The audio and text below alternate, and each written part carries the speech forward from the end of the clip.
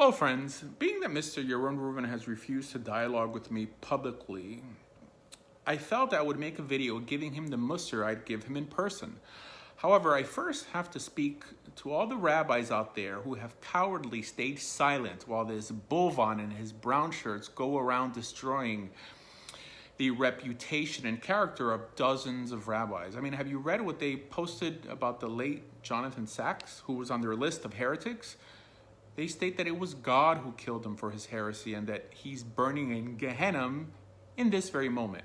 So shame on all of you who, in order not to also be ridiculed, have just decided to stay silent.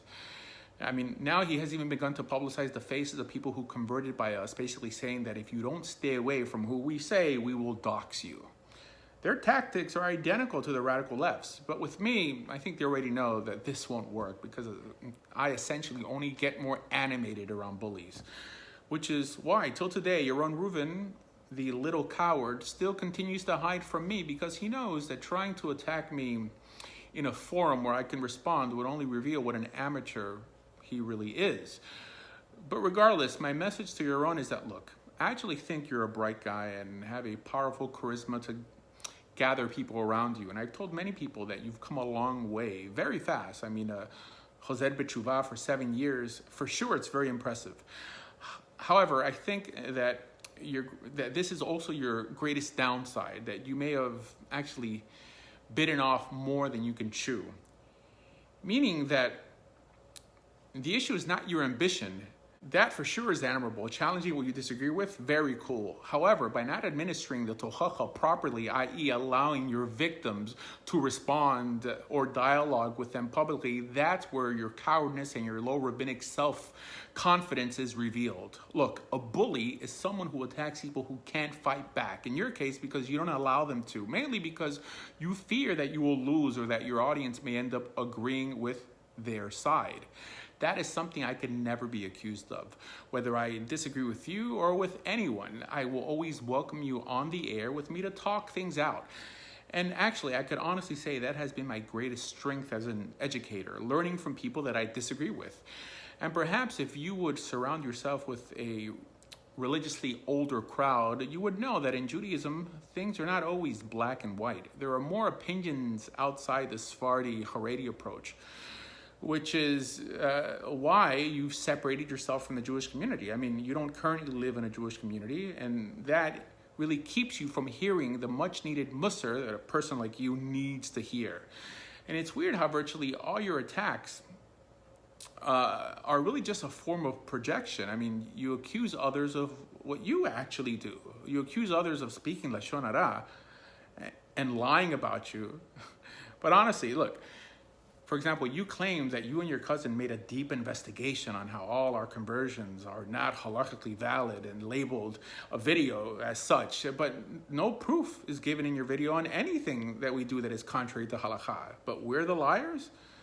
Right? And only because I said that, I heard 3 people say that your conversion program charges up to $10,000, whether it's you or your Beit Din, but that made me a liar, and especially when you didn't even try to clear up what your Beit Din actually charges.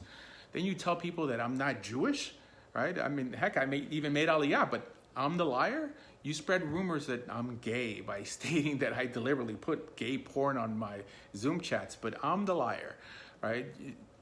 You get your brainless cousin in Israel to make a video acting like some gadol, putting me in harem and wishing that God should kill me, right? When no one's even heard of this guy, but we're the bad guys, right? We're the liars? I mean, you insult and ridicule great intellectuals like Ben Shapiro and Dennis Prager, mainly because you know they wouldn't waste your time dialoguing with someone like you. And even if they wanted to, you would just hide. I mean, at a time when left-wing ideology is running rampant in the Jewish world, you have the chutzpah to take an actual frum Jew like Ben Shapiro, someone who finally makes religious Jews socially relevant, and you ridicule the guy publicly?